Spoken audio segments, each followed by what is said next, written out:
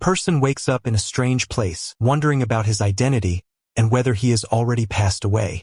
He hears a woman's voice pleading with an ancestor to have mercy on her and her child and allow her to give birth. The response is a firm refusal, as another voice confirms that the Valley of the Medicine God has determined that the mother's origin has been damaged. Her innate talent is insufficient, and the fetus in her womb has an ordinary foundation. That voice continues to question how the Luo clan could produce such an offspring without becoming a laughingstock to other clans, prompting the hero to wonder about the source of the conversation and what it means to be a fetus with an innate deficiency. Suddenly, he realizes the horrifying truth. He has been transported to a fantasy world as an unborn child. He sees his pregnant mother before him and realizes he is the child with the innate deficiency they are talking about. He notices that Elder Zhongzhou seems determined to abandon him, and he contemplates the cruelty of this world governed by strength where the weak are abandoned even as fetuses. The mother, Shan Tian, asks if he agrees with this decision. Shan Tian yells at her, questioning how her child with damaged root bones could share the resources and luck of the Luo clan, comparing him to Yunar's fetus, which is considered a celestial body. The mother responds angrily, reminding Shan Tian that she was the one who transferred her innate true energy to him to save him when he was injured and unconscious, and that this act is what caused her child's root bones to be damaged. Shan Tian gives her only one choice, either leave the Luo clan or abandon her child. The mother is shocked by these options. The fetus wonders what kind of scum would force a mother to make such a decision and anxiously awaits his mother's choice. The mother, whose name is revealed to be Zhang Qi Xian, makes her decision and announces that she will leave the Luo clan. The elder and Shan Tian look at her in shock. Zhang Qi Xian declares that her life and death with her child no longer have anything to do with the Luo clan from this day forward. The child vows to his mother that although he is a weak child with damaged root bones, he will work hard to cultivate, and they will earn their dignity together. In that moment of determination, an electronic system called the Late Bloomer System appears before him, which has been bound to him because he showed the determination to cultivate. He is shocked and excited to have a system, but he quickly becomes angry at its name, shouting that he hasn't even been born yet to be a late bloomer. He discovers that the full name of the system is System of Late Blooming Greatness and thinks about how the system is pushing him to work hard while still in the womb, then wonders if this system has come 300 years too early. The system shows him a glimpse of his difficult future, where he and his mother, Zhang Qi Xian, will be unable to cultivate and will be subjected to ridicule and contempt from everyone.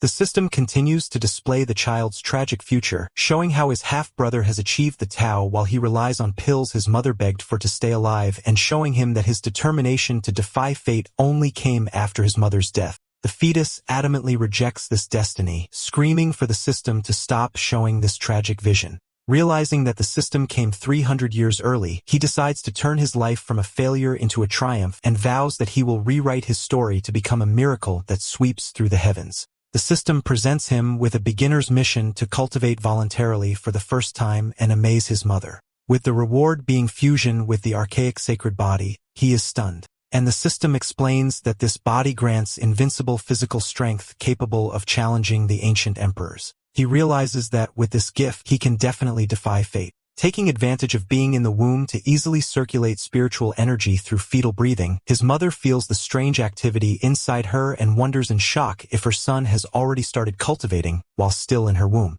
The system announces the completion of the mission and begins the process of fusing him with the archaic sacred body, which activates the legacy of the ancient sages.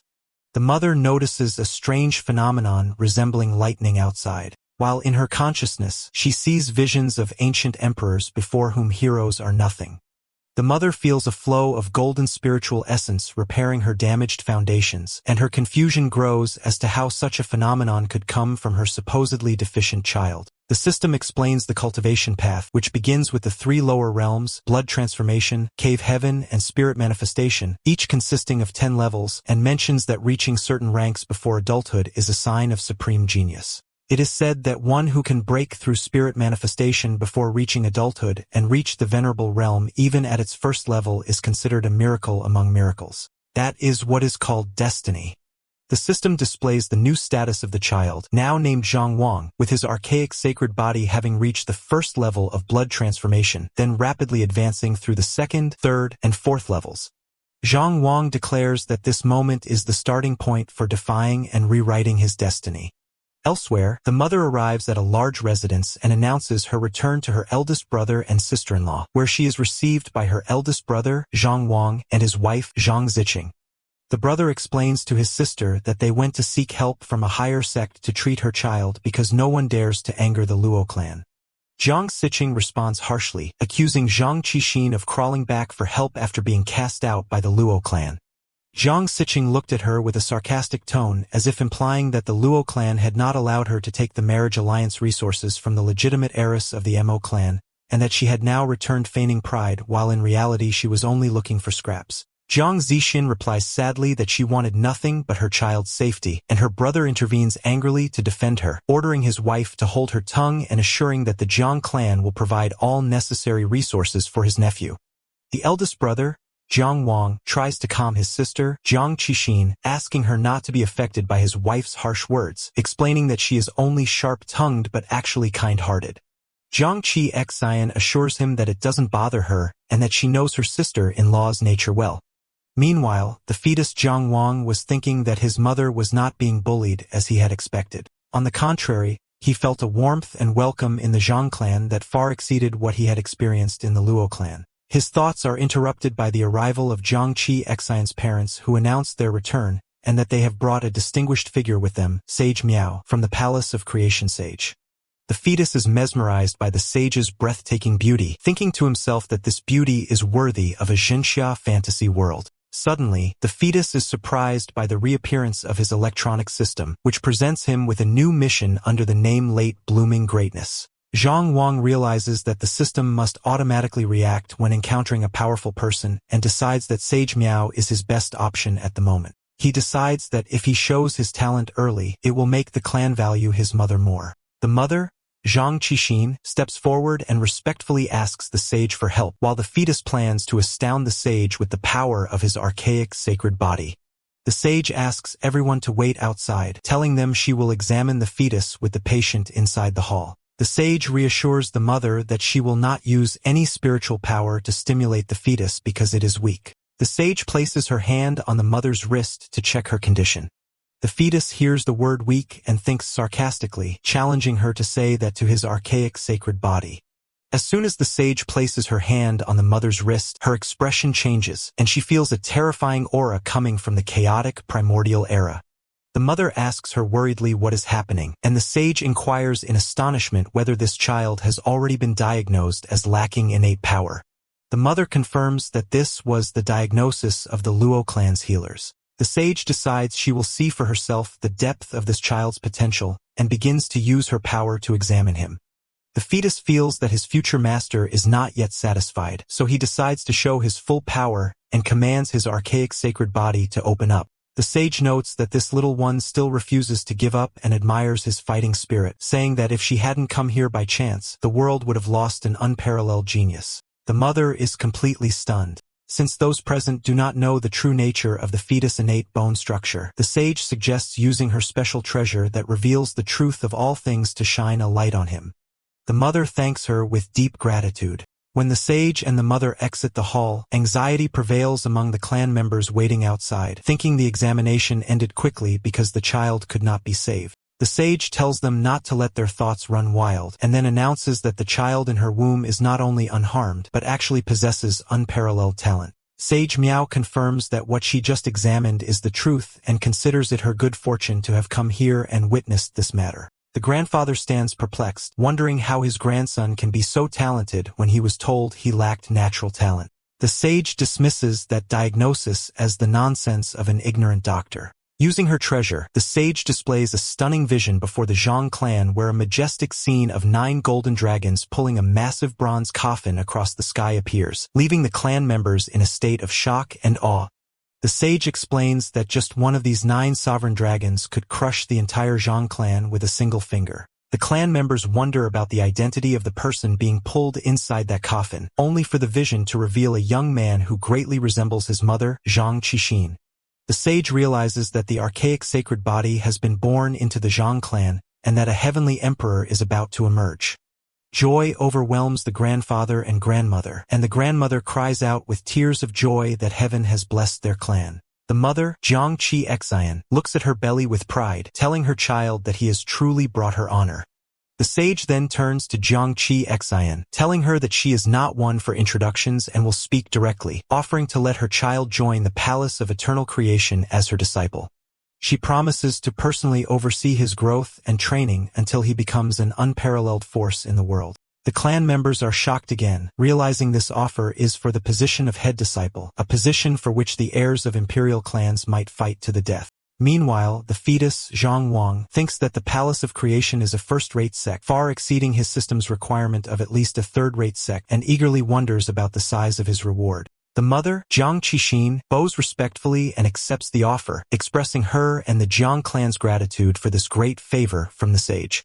The mother thinks about how the world has turned upside down in a single day and asks her child in her mind if he wishes to become the sage's disciple. The sage smiles, thinking how fortunate she was to feel pity and come to the Zhang clan.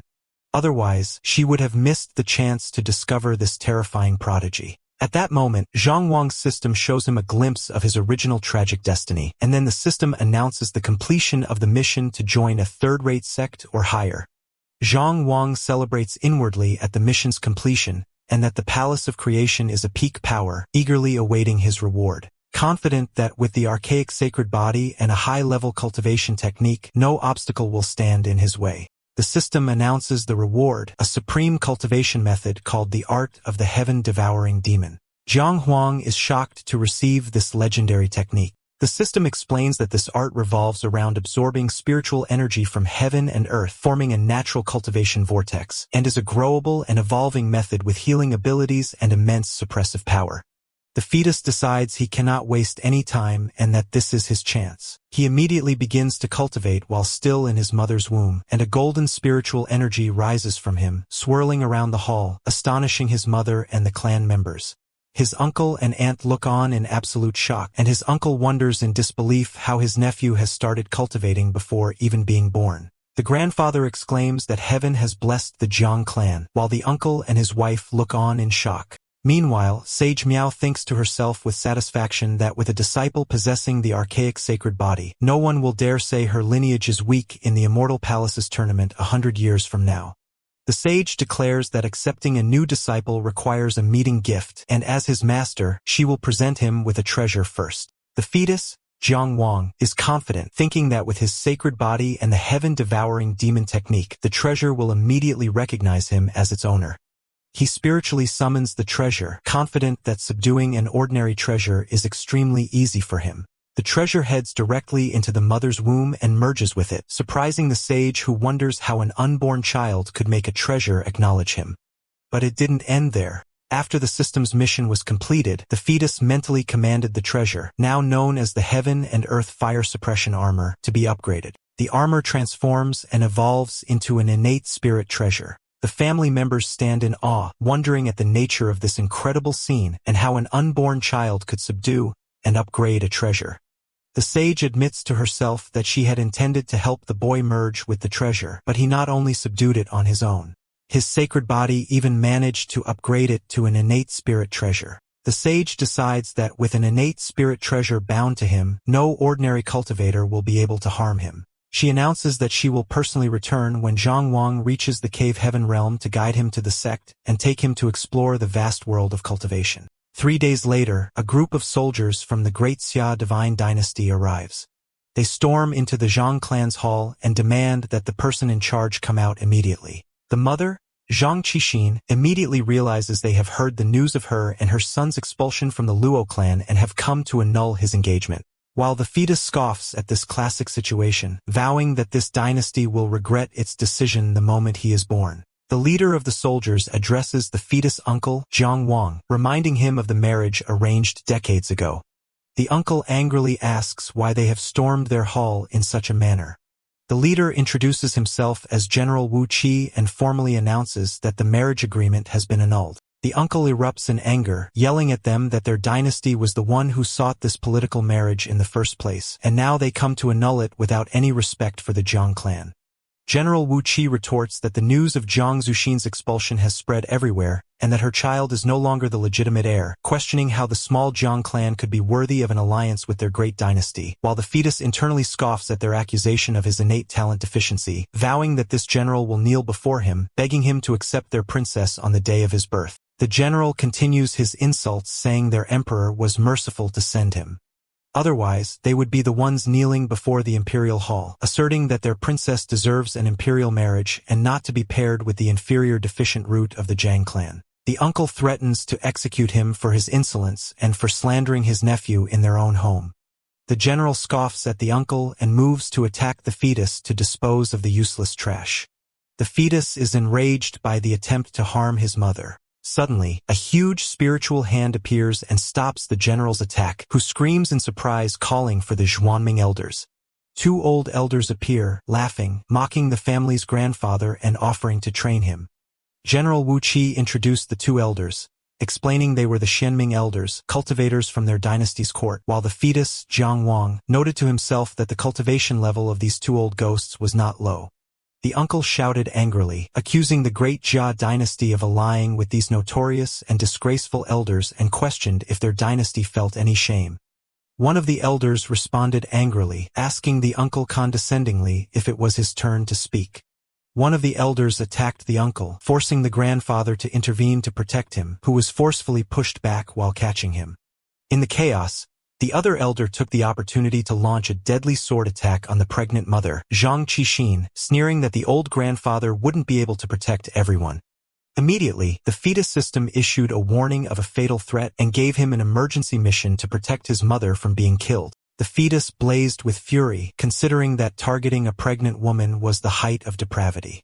Zhang Wang activated the heaven-devouring demon art, commanding it to swallow the attack. A vortex formed, pulling in the spiritual power from the elders' attacks, leaving them shocked and bewildered as their power suddenly vanished. The grandfather wondered in confusion who had intervened to help the Zhang family. The terrified elders decided to attack together, launching blue ghostly hands. The fetus responded by using his innate spirit treasure, creating the heaven and earth cold flame barrier, intending to burn them to death. The flames erupted with immense power, terrifying the elders, who realized they were facing an innate spirit treasure and wondered how a small family like the Jiang could possess such a weapon. One of them demanded the hidden entity reveal itself and stop hiding in the shadows. The system announced the successful completion of the mission to survive a life and death crisis, rewarding Jiang Huang with a 9-turn Great Mysterious Rebirth pill. The instructions explained that this pill instantly restores spiritual power upon ingestion, and the fetus felt confident, vowing to restore the Zhang family's honor that day. Miles away, Sage Miao felt the activation of the spirit treasure and marveled that her disciple had used it only 3 days after she had left. She focused her power to see what was happening, and a spiritual projection of her appeared above the Zhang family's hall, angrily asking who the blind fool was that dared to harm her disciple. She descended forcefully into the hall, declaring that this child was the head disciple of the Palace of Eternal Creation, and questioned who gave them the audacity to attack him. The fetus was surprised by his master's presence, guessing she must have left an emergency measure within the treasure. One of the elders refused to believe it and attacked the sage's projection, accusing her of deception. The sage easily countered his attack, and the fetus scoffed at the audacity of an ancient emperor challenging an ancient sage. While feeling relieved that his master had intervened, the two elders stood shocked. One of the elders tried to use a veiled threat, asking the sage to reveal her name so their dynasty could seek her guidance in the future. The sage scoffed at his threat, declaring that a fourth-rate ancient emperor was not even worthy of hearing her name. At that moment, the grandfather attacked using the spirit crane left by the sage, directing it at one of the elders, brutally defeating him and sending him crashing to the ground covered in blood. General Wu Qi stands in shock, unable to believe that a mere threat of divine consciousness could suppress an ancient emperor, and realizes that this woman is indeed from the Palace of Eternal Creation, and that the Zhang family's son, whom they had dismissed as a mortal root, would actually enter this palace, while the fetus, Zhang Wang, thinks to himself that it's too late for regrets. The defeated elder urges the general to retreat. While the general looks in terror at the sage's projection, thinking to himself that what is happening is impossible, he curses the Luo clan, calling them fools for casting out a genius capable of entering the Palace of Creation, thereby bringing disaster upon the great Xia dynasty. The Zhang family's grandfather begs the sage to spare the lives of these shameless opportunists so they can witness with their own eyes what kind of miracle his grandson will become in the future. The sage agrees and orders them to return alive to deliver a message to their dynasty that the marriage contract between the Zhang family and the Great Xia dynasty is annulled. The fetus is pleased by this, wondering if his master intends to help him. But the sage reconsiders and declares loudly that it is not their right to annul her disciple's marriage. She unleashes a powerful force that pushes the soldiers back, then throws the annulment document at them, stating that her disciple is the one who scorns marriage to their dynasty's princess. The sage yells at them, asking why they haven't left yet. She then warns them not to forget to return the engagement gifts, or she will come and demand them herself. The defeated general can only reluctantly agree. After their departure, the family members bow before the sage, and the uncle expresses his gratitude, saying that without her intervention and use of the spirit treasure, the Zhang family would have faced a disaster. The grandfather steps forward and offers the family's profound thanks for her great kindness. The sage tells them not to think of it, as she has accepted Zhang Huang as her disciple. Their family's affairs are now linked to hers, but she clarifies that to say she was the one who used the spirit treasure is not entirely accurate. The spirit crane laughs, saying that her master is straightforward and would not dare take credit that belongs to her disciple. The sage promises the young grandson that the family will provide him with all the resources they can muster. The fetus is touched by this, thinking, "You are truly my real master." The grandfather understands what the sage means and asks the others to leave so he can discuss matters with her in private. Once they are alone, the grandfather asks the sage what kind of physical constitution his grandson possesses that enabled him to use a spirit treasure while still in the womb. The sage reveals that the child possesses the legendary archaic sacred body, leaving the grandfather in a state of utter shock. The sage explains that she herself does not know why he could control the treasure as a fetus, as the last appearance of such a body was hundreds of thousands of years ago, adding that since the little one has already started cultivating, no one knows how overwhelming his power will be at birth. Joy overwhelms the grandfather, and he exclaims that heaven has truly blessed their clan. The sage warns him that the resources needed to cultivate the archaic sacred body are immense, and that his foundation must not be neglected before he officially enters the palace of creation. The grandfather thanks her for the reminder and vows that the Zhang clan will muster all its strength to lay a solid foundation for Zhang Wang. The uncle's wife celebrates, declaring that the rise of the Zhang clan is imminent, and the uncle exclaims that they must make the Luo clan regret their decision. The fetus Zhang Wang reflects on the recent events and concludes that this world is truly governed by strength. His beautiful master had barely lifted a finger, yet her enemies were pushed to their limits. And he resolves that he must win not just from the starting line, but from the womb itself. Afterward, the family gathers to greet the ancestor of the Zhang clan. The ancestor tells them he has already heard about the child's physical constitution and that despite its unimaginable power, it requires limitless resources. Therefore, he decides to relinquish all his personal resources to the child. The mother objects to this decision, explaining that the ancestor needs nearly half of the clan's wealth to continue his own cultivation, and that giving it all up means the entire clan will pour everything into nurturing this child. But the ancestor insists his decision is final and also hands over the resources gifted by Sage Miao. The mother thanks him on behalf of her son. The fetus system issues a new mission to cultivate continuously for 1 month and impress the ancestor, with the reward being the supreme celestial grandeur. Zhang Wang is excited about the reward, and the system explains that this grandeur was only born to ancient powerful beings and comes with a unique innate divine ability. The fetus is confident that with the resources he has obtained and the heaven-devouring demon technique, he can reach the spirit manifestation realm, and that an unborn child reaching this peak will be enough to impress the ancestor, and he begins to cultivate immediately. 1 month later, the ancestor feels bored and restless and decides to go check on his grandson. He has spent the entire month watching over and guarding the Zhang family's prodigy to ensure no harm comes to him, but he had neglected to follow his cultivation progress. When he finally checks his level, he is utterly shocked, wondering in disbelief how his grandson has reached the peak of the spirit manifestation realm in just 1 month. At the same moment, the fetus was thinking that he had reached this peak 3 days ago, and that today he might attempt to break through to the venerable realm and wonders if he can succeed. As soon as the ancestor discovers his level, the system announces the completion of the Impress the Ancestor mission. The fetus smirks at how easily his ancestor was amazed. The reward, the supreme grandeur, appears as a spiritual skeleton, and the fetus feels its mere aura easing the bottleneck that was hindering his progress. The system automatically begins to fuse the grandeur with him. The fetus decides to surprise his ancestor even more and borrows the power of the grandeur during its fusion to break through to the venerable realm. He notices a purple energy emanating from the grandeur and is pleased. The ancestor grows worried, realizing his grandson is attempting a breakthrough and fears this reckless advance will damage his foundation.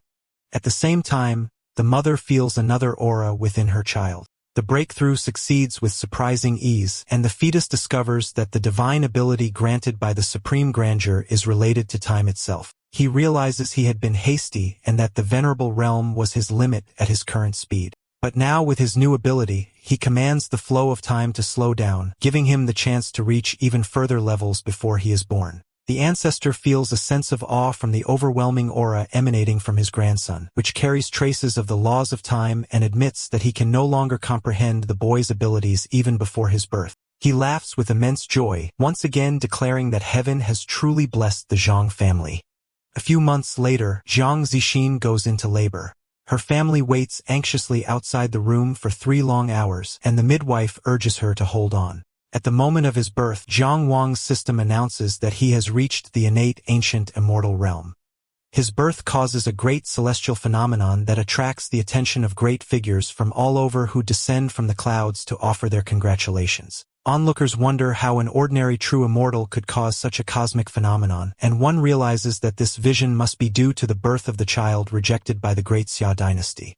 A wiser person scolds him, telling him those rumors are old news, and reveals that the Zhang family's child is so extraordinary that a sage from the palace of eternal creation accepted him as a disciple while he was still in the womb.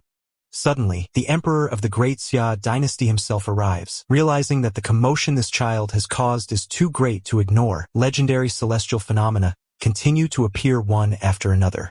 The golden lotus of the bitter sea. The onlookers are amazed at the continuing phenomena. Then the splendid rivers and mountains appear, followed by the bright stars in the sky. The emperor recognizes the last phenomenon, the yin-yang life and death diagram, a vision not seen for 1,000 years. But the newborn Zhang Wang is not done yet. He merges all 5 of these great visions into one final phenomenon. The immortal king descends from the 9 heavens. The ancestor stands with tears in his eyes, proudly declaring that his grandson, Zhang Wang, carries the bearing of a future great emperor. The emperor of the Xia dynasty feels deep regret, wishing this child had been born into his dynasty. He considers rearranging the marriage but dismisses the idea out of shame. Meanwhile, the mother holds her child, telling him that he is her true pride. Onlookers comment that the Luo clan must be feeling the bitter pangs of regret now. The emperor, however, reaches a grim conclusion. Since they have offended such a prodigy, their only option now is to eliminate him in his cradle. 5 years later, Zhang Wang appears as a young child in meditation using his ability to slow time. Despite reaching the peak of the ancient king realm, he feels his progress is too slow. Enthusiastic servants interrupt him, asking him to rest and offering him immortal fruit. He is annoyed by their excessive enthusiasm. Zhang Wang rises from his meditation to greet his ancestor who was waiting for him. The ancestor praises the 5-year-old Zhang Wang, noting that he has already reached the peak of the ancient king realm and that in a few years, the ancestor himself will not be able to keep up with him. Zhang Wang responds humbly, explaining that he has not made any progress for over a month and is stuck at a bottleneck. In reality, Zhang Wang was facing a dilemma. A year ago, his system had assigned him a mission to enter a secret realm, but he couldn't leave the clan due to the kill order issued against him by both the Great Xia dynasty and the Luo clan. Additionally, he sensed a latent danger within the Zhang clan itself. One day during his training, he felt a sinister and venomous aura, and by tracing its source, he reached the clan's back mountain. There, he realized the existence of a terrifying and malevolent entity, and that he was no match for it with his current strength. Zhang Wang discovered a demon suppression array, but noticed that even this powerful seal was beginning to show signs of damage.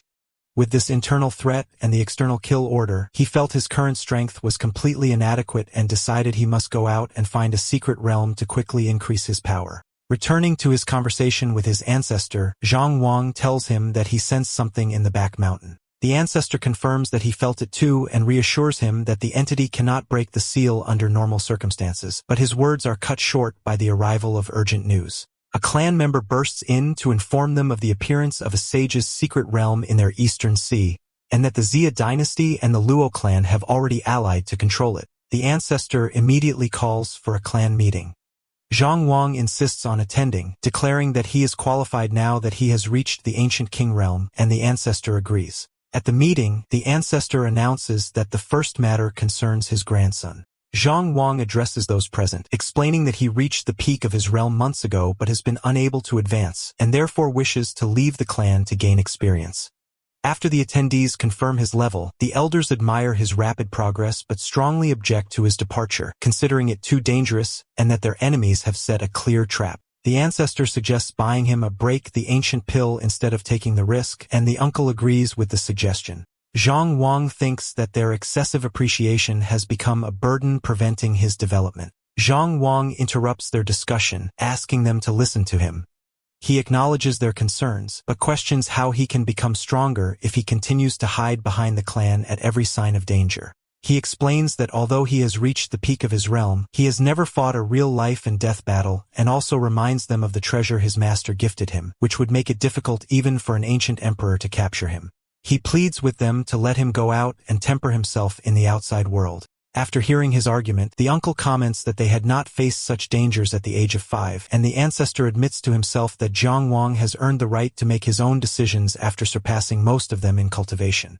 The ancestor reluctantly agrees, but warns him that the geniuses of the Luo clan and the Xia dynasty have already entered the secret realm, and that they have set a trap for him where ancient emperors will be waiting in ambush as soon as his identity is revealed. Zhang Wang responds with absolute confidence, asking disdainfully, "Just an ancient emperor? What's there to be afraid of?" The ancestor laughs loudly, impressed by his grandson's spirit, and declares that this is the true spirit of their clan's son. He gives him permission to go, but asks him to be careful, and Zhang Wang thanks him. He then sets off immediately. His mother watches him leave, praying for his safe return. Zhang Wang arrives at the entrance of the secret realm and notices the place is bustling with life. To gather information, he approaches a cultivator and politely asks if this is the ancient sage's secret realm. The cultivator is initially annoyed, but notices the quality of Zhang Wang's clothes and realizes he might be a young master from a great clan.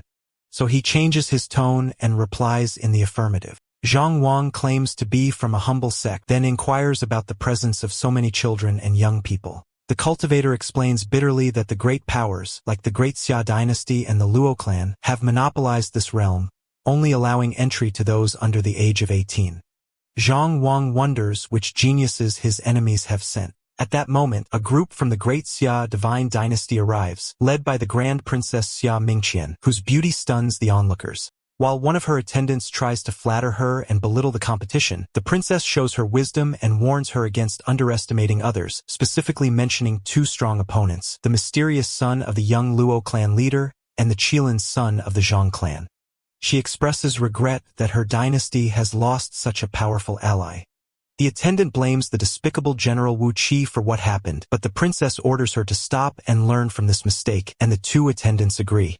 Zhang Wang watches the princess from afar, admiring her beauty and noting that she carries none of the arrogance of the general who insulted his family.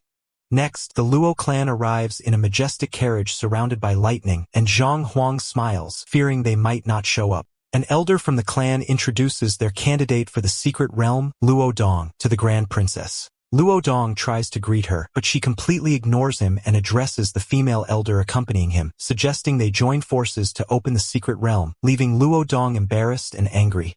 The elders of the clans work together to open the gate to the secret realm, and all the juniors are told to enter immediately. Zhang Wang thinks that the time has come to make the Luo clan pay for their past actions. As he heads towards the gate, the female elder from the Luo clan, Wan Qiu, notices him and recognizes the resemblance between his features and his mother's. She concludes that he must be the Jiang clan's prodigy and is shocked at his audacity to come to this dangerous place, while Zhang Wang easily evades her attempt to obstruct him and enters the secret realm. Outside, Elder Wan Qiu of the Luo clan decides to inform her clan, vowing that since Zhang Wang dared to come, he will not leave this place alive. Meanwhile, Zhang Wang begins his adventure inside the secret realm, where he encounters spiritual beasts and thinks that the beast has fallen into the trap. Zhang Wang finds these beasts are made of pure spiritual energy and defeats them easily, but thinks that they do not affect him and that his system's rewards are the most valuable.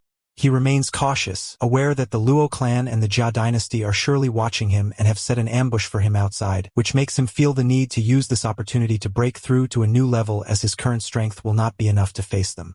Suddenly, his system announces the completion of the Locate, the ancient sage's secret realm mission, and rewards him with an infusion of 100 years of cultivation. Zhang Wang immediately sits down to absorb this immense power, excited to see how much of a boost he will get. This massive energy infusion creates a pillar of golden light that shoots up into the sky, attracting the attention of all the young cultivators in the secret realm. As onlookers approach, they realize what is happening is not the appearance of a treasure, but a terrifying celestial thunder tribulation.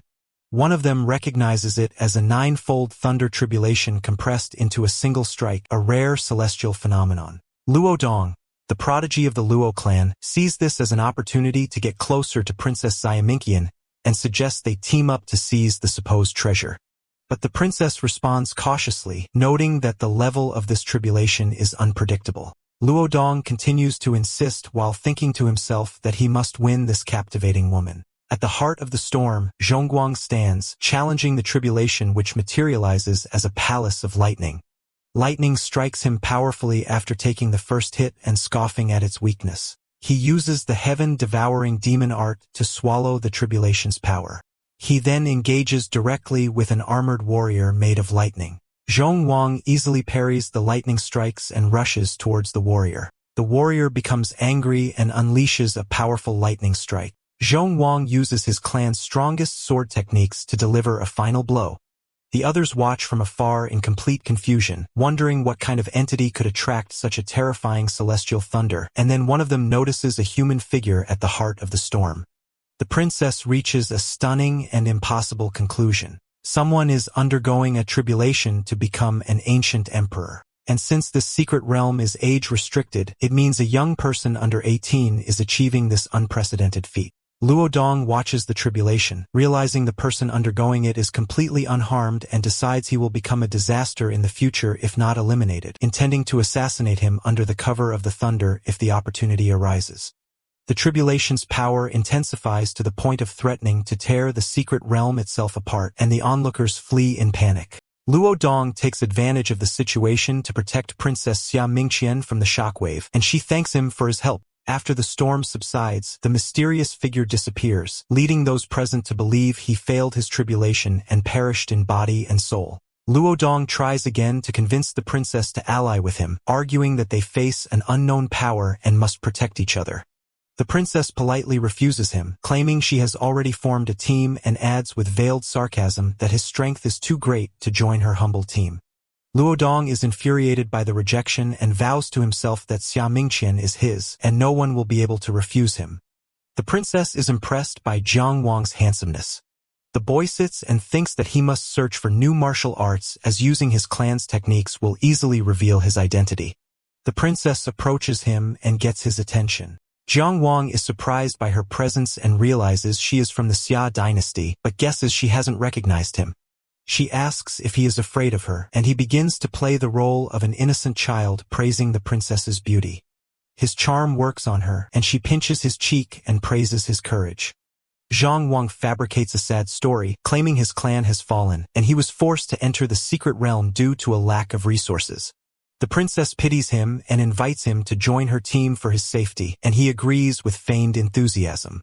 Meanwhile, Luo Dong feels intense hatred towards Zhang Wang, angry that brat, Zhang Wang, has ruined his plans with the princess. He begins to track the princess's group. A short while later, a wolf attacks Zhang Wang. Zhang Wang catches the attack easily, surprising the princess, who marvels at his physical strength. Zhang Wang thinks to himself that he was holding back his power and realizes that Luo Dong is tracking them. Luo Dong finally appears, declaring he entered this realm for the princess and uses a powerful artifact called the Ancient Trapping Pearl to trap her, while Zhang Wang internally scoffs at the artifact's power. Luo Dong laughs maniacally, revealing his desire for her and her special exquisite 9-in body, which piques Zhang Wang's interest. Later, around a campfire, Zhang Wang continues his act, telling big sister Xia that he is scared and asking if he can sleep with her. The princess teases him, wondering how the little monster who tears apart spiritual beasts could feel scared. He insists he is truly scared, compliments her, and then asks with feigned seriousness if she has a Dao companion. The princess replies sadly that she does not. Zhang Wang continues his act, feigning surprise that Princess Xiaminqian, with her beauty and status, has no suitors. The princess explains to him that the men who approach her always have impure intentions and a hidden agenda. When he asks about this agenda, she reveals her secret, asking him if he has heard of the exquisite Nine body. She explains that this body is extremely beneficial for those who practice dual cultivation. And for this reason, evil sects search for women who possess this body to use them as cultivation vessels. Zhang Wang pretends to understand, clenches his fist in feigned anger, and vows to protect her from any bad guys who dare to approach her. The princess smiles at his childish jealousy and tells him to rest now. As they sit by the fire, Zhang Wang feels that man, Luo Dong, is still nearby. Annoyed by the constant surveillance, he decides he must get rid of that animal Luo Dong sooner rather than later to have some peace and walks away from the camp. The princess follows him worriedly and gently scolds him for being reckless and going out alone as he is apologizing to her. Luo Dong, who had been watching them with jealousy, appears and attacks Zhang Wang, shouting that he is looking for death. Zhang Wang turns calmly and tells him that he was waiting for him. Luo Dong launches an attack towards Zhang Wang. The princess intervenes and stands between them, asking Luo Dong what his intention is. He laughs sinisterly, then tells them they will know soon enough and throws the ancient trapping pearl at them. Trapping them both, the princess is enraged and threatens him that she and her dynasty will not forgive him for his actions, demanding he release them to avoid a declaration of war. Luo Dong ignores her threats with a smile and invites her to try, and the princess warns him not to regret it. The princess tries to activate her dynasty's rescue seal, but it fails and shatters within the pearl's space. Luo Dong mocks her, explaining that this pearl was personally refined by his ancestor, Wan Qiu, who has a deep understanding of spatial laws. He adds that the pearl seals all spiritual energy operations for those below the ancient emperor level and advises her to surrender quietly. Realizing the gravity of the situation, the princess devises a plan and whispers to Zhang Wang that she will use a method to send him out of the secret realm, ordering him to summon her dynasty's forces as soon as he is out. Before she can execute her plan, Luo Dong turns his attention to Zhang Wang and scoffs at him, saying he must be that abandoned child from the Luo clan from 5 years ago. The princess wonders in confusion at the meaning of Luo Dong's words. Zhang Wang responds calmly, clarifying 2 points. First, he strongly rejects being associated with the damned Luo clan, declaring his name is Zhang Wang. Second, he asks Luo Dong sarcastically if he really thinks he has already won. Luo Dong laughs, mocking Zhang Wang for boasting while on the verge of death, and vows that he will take his life on behalf of his clan. The princess, struggling against the pearl's power, calls Luo Dong a shameless demon. Believing the situation is hopeless, she tries to devise a plan to sacrifice herself to distract Luo Dong, while Zhang Wang escapes to get help. But Zhang Wang rejects her plan, telling her to rest as he has a simpler plan.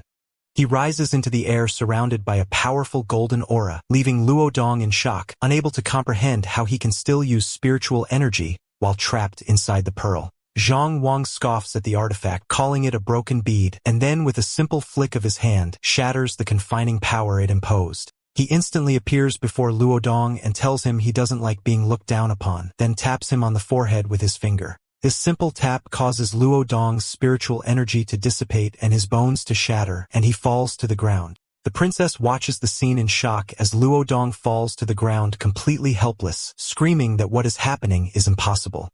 Zhang Wang stands over him and asks sarcastically if he is now satisfied with the power of the abandoned child from the Luo clan. Luo Dong begs for his life, swearing he will tell no one what happened. Zhang Wang responds with contempt, asking if he thinks he fears the Luo clan, and declares he will visit them personally before he comes of age. And for now, he will simply collect some interest. He plants a golden core of energy in Luo Dong's body. Luo Dong asks him in terror what he has done to him. Zhang Wang explains that he is not bloodthirsty as his mother taught him mercy, and so he will give him a chance to run and reach his ancestor to have the golden core extracted within the time it takes for 3 incense sticks to burn. And if he succeeds, he might live. The princess tries to warn Zhang Wang that releasing Luo Dong will bring disaster upon him and the Zhang family.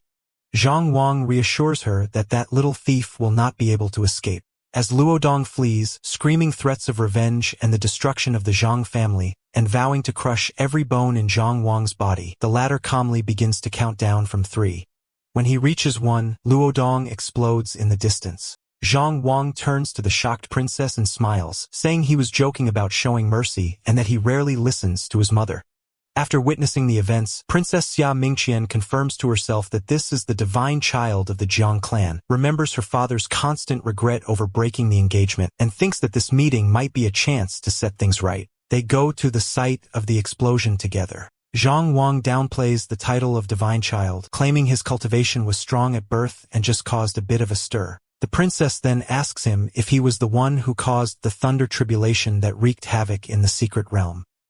He calmly admits that he caused the tribulation, sighing that he didn't expect a simple tribulation to break through the peak of the ancient emperor realm to cause such a commotion.